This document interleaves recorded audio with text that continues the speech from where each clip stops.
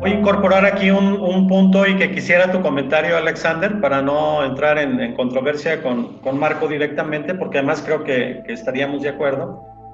De esas, de esas sombras de papá y de mamá, de esas cuestiones que nos dolieron, yo sostengo que es de lo que más aprendemos, si lo miramos con una actitud de crecimiento.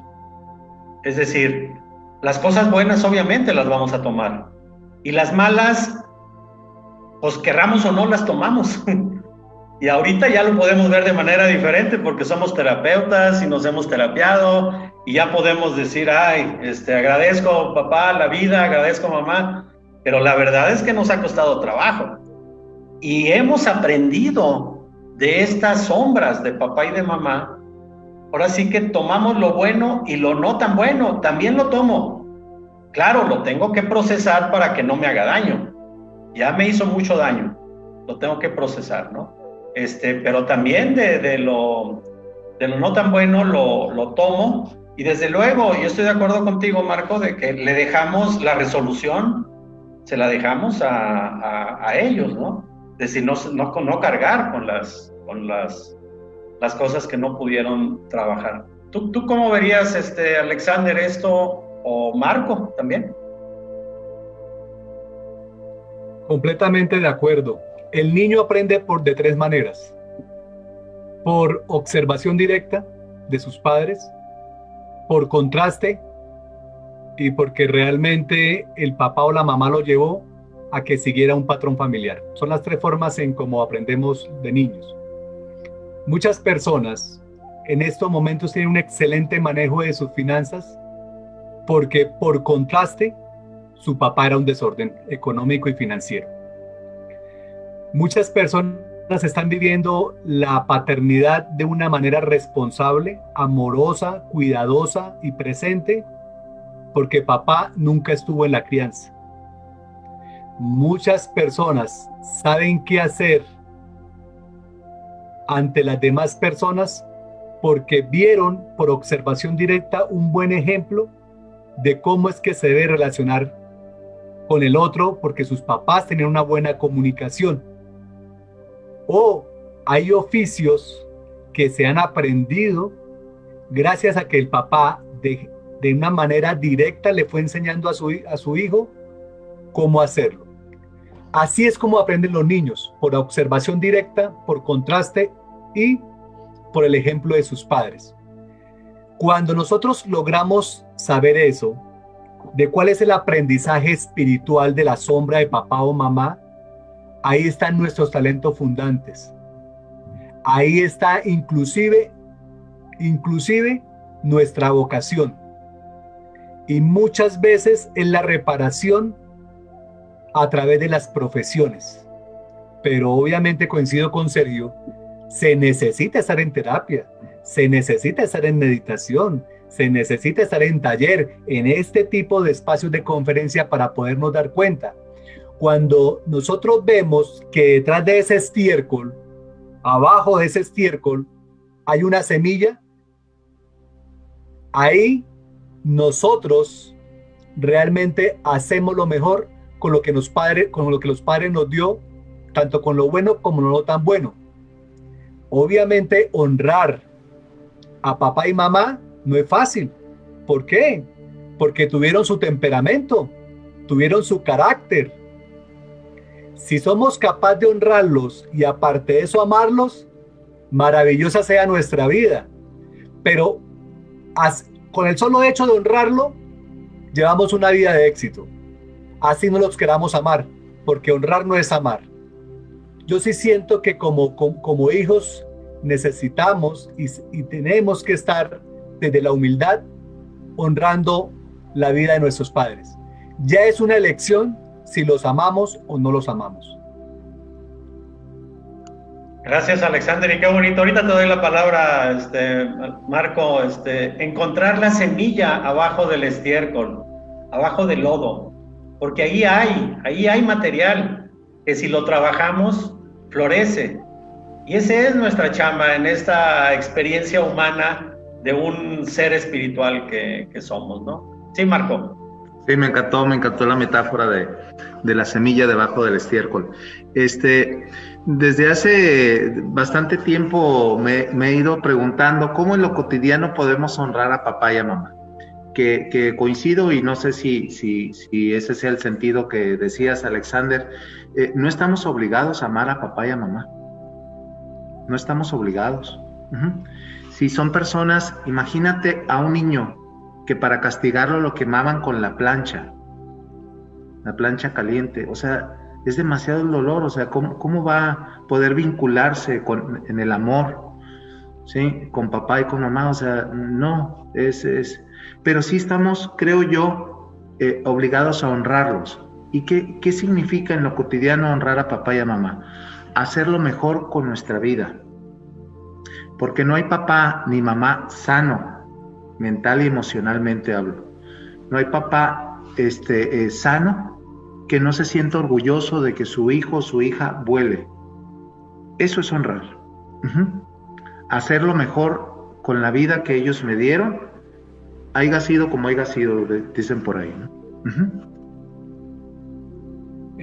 Una cosita ahí, pero no nos quedemos solamente con la semilla, quedémonos también con el estiércol, porque es que el estiércol es el abono de la semilla. Ay, son los dos. Sí, me queda claro, germina y crece, el estiércol ayuda. Sí, claro, gracias.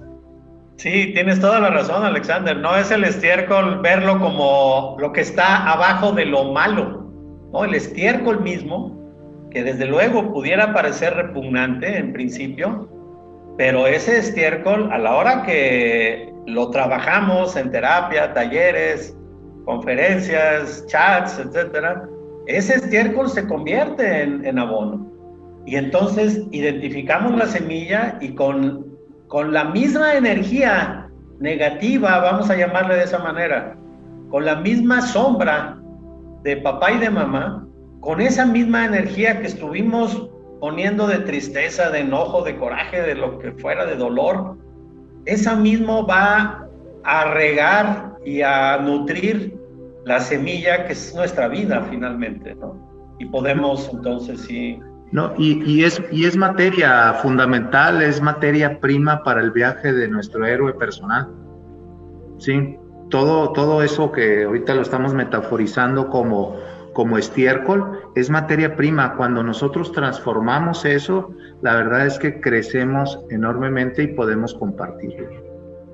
A mí me brincó mucho, Alexander, déjame decirte, me brincó mucho cuando dijiste que no estamos obligados a amar a papá y a mamá. Ya cuando tú lo explicaste un poco más, Marco, ya se me tranquilizó el corazón porque sí empezó a latir fuerte. Y tienes razón, es decir, porque sí en el consultorio, a veces yo, como terapeuta, me obstino en que tengan que amar a papá y a mamá. Y no, creo que ya me está cayendo el 20. Es decir, pero sí reconocer la dificultad que vivió y reconocer que sí, no la pasó fácil, pero es diferente eso, y ya lo estoy entendiendo, es diferente a amarlo, lo cual nos lleva a una discusión que no nos va a dar tiempo ahorita, obviamente, de qué es lo que significa el amor, ¿no? Finalmente.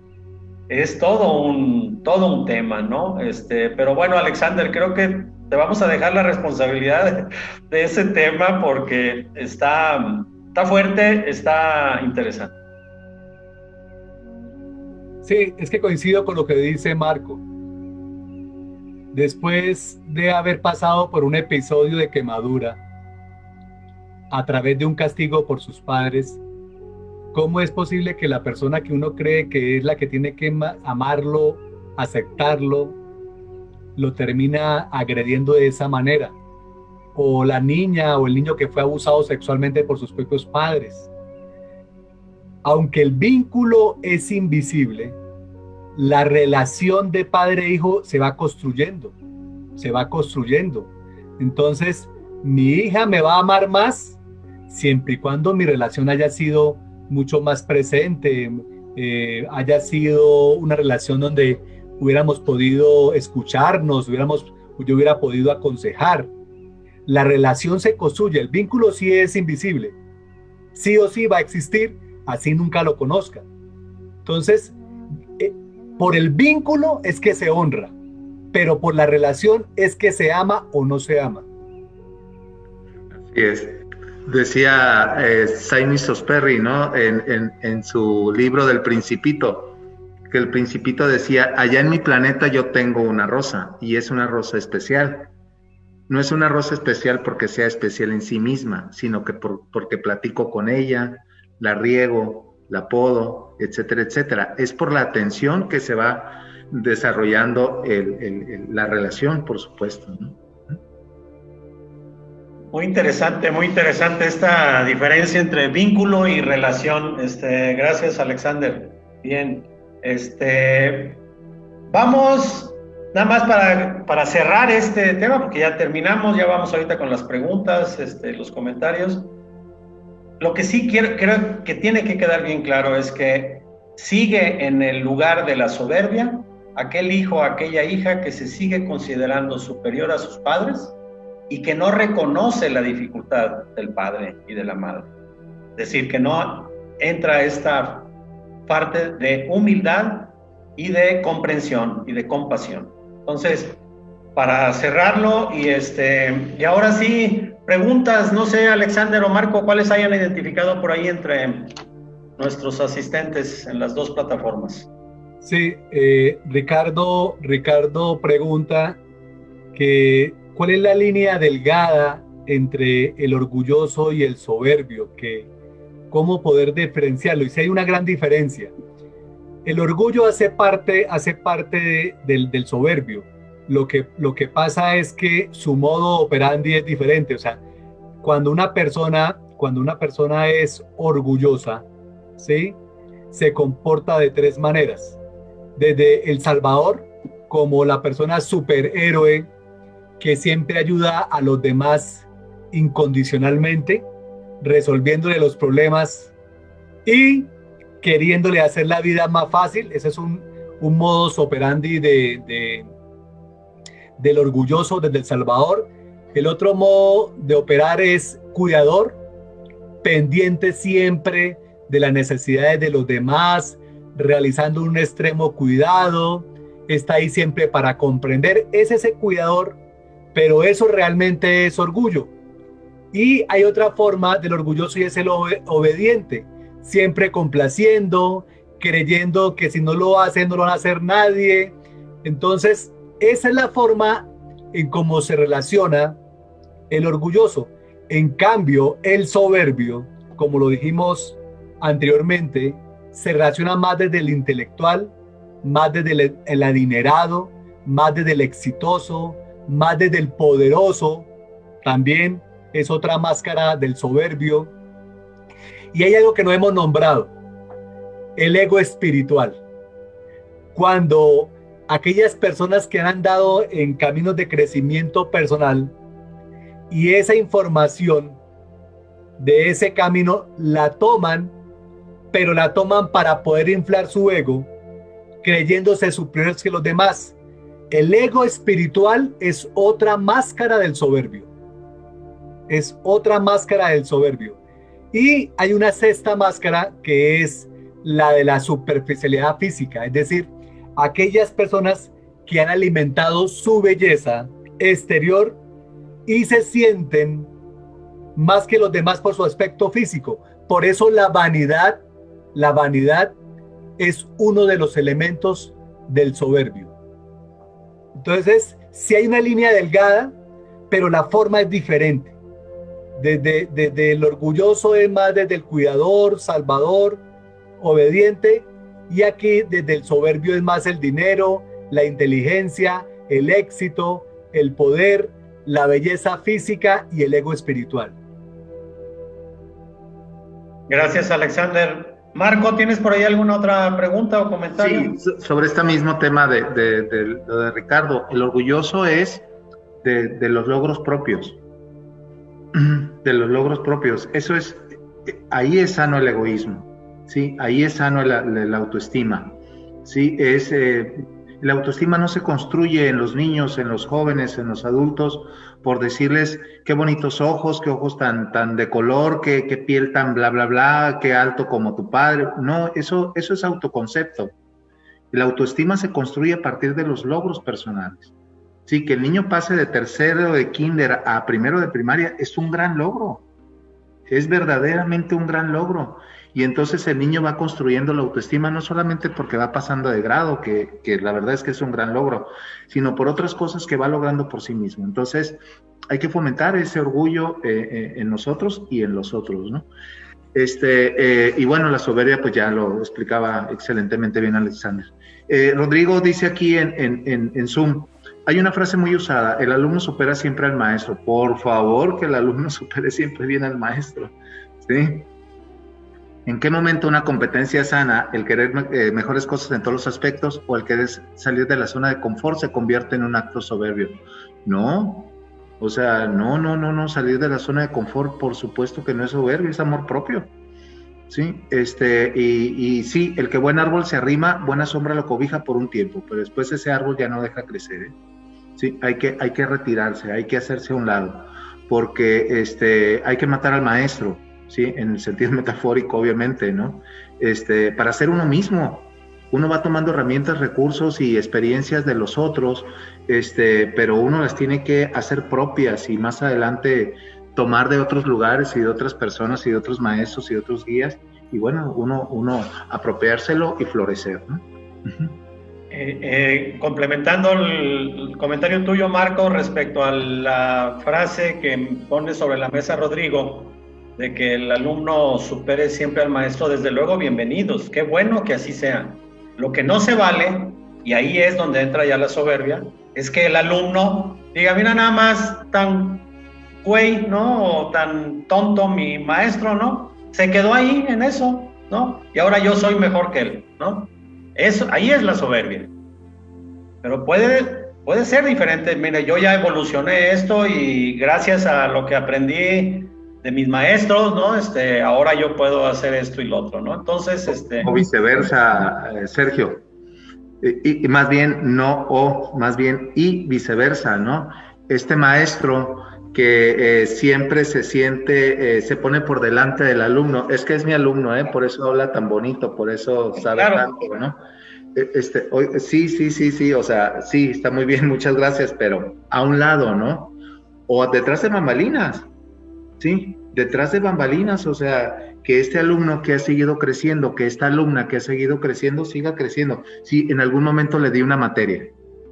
En algún momento le di una materia de 1, 2, 3, 4 años. Y qué bueno, ¿sí? Yo creo que se va regularizando, se va equilibrando la balanza conforme pasan los años de que un alumno estudie con un maestro. Llega el momento en el que van a estar a la par y tiene que volar por sí mismo, ¿no?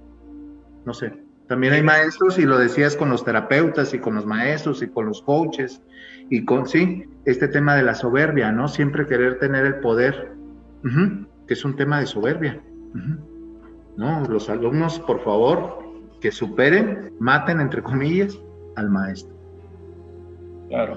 Y el maestro se sentirá muy orgulloso, no muy soberbio, de que el alumno nos supere, ¿no? Exacto. Alexander, ¿algún otro comentario por ahí en Face o preguntas que tengas? ¿Qué hacer cuando alguien quiere recibir siempre, pero cuando aporta quiere cobrar? Primero, hay dos situaciones. No entendí, perdón, Alexander. Perdón. ¿Qué hacer cuando una persona solo quiere recibir, y si de pronto va a aportar, quiere cobrarle al otro? Pues es una forma de recibir, ¿no? Quiere seguir recibiendo. Entonces, ahí primero el problema no es del otro. El problema es con quien está interactuando. Si la persona con la que está interactuando sabe muy bien el orden de la ayuda, que es un tema que no hemos abordado aquí en Masculinidades, le pone un límite o sabe hasta cuándo la relación puede ser equilibrada. Pero la culpa no es del otro. La responsabilidad es mía Porque si yo sé qué tanto dar para mantener una relación en equilibrio, no hay ningún problema, ¿sí? O cuando ponerle un límite al otro, no hay ningún conflicto. De pronto el conflicto es para la persona que siempre está dando, y cuando le exige, le tiene que seguir dando. ¿El problema es del otro o el problema es tuyo? El del que lo hace compadre, ¿no? Entonces, no. Y ese es un tema que hemos aquí debatido con Sergio y con Marco, porque a veces soy yo el que quiero salvar al otro, el que quiero cuidar al otro, el que quiero dar y dar y dar, ¿sí? Pero el problema no es del otro, el problema soy yo, que no sé cuál es el perfecto equilibrio o el sano equilibrio, o para poner límites. Pero vámonos al lado del otro, el que siempre quiere recibir y cuando va a dar algo quiere también otra vez cobrar. Pues está en una dinámica en donde la vida no es suficiente. Esta persona siente que la vida le debe. Y como siente que la vida le debe, siempre quiere recibir. Pero volvemos nuevamente a los papás. Él siente que la vida le debe porque alguno de sus padres no satisfajo las necesidades afectivas. ¿Entendemos eso? Entonces, gracias, Luz, por la pregunta. Un abrazo. Gracias, Marco. Okay. Gracias, Sergio. A gracias, todos los Ricardo. de Facebook, muchas gracias por estar presentes y por supuesto a todos los de la sala de Zoom. Gracias por la presencia, porque eso nos permite seguir con esos programas. Gracias. Sí, por favor, compártanlo. Denle, aparte del like, compartir, les agradecemos muchísimo.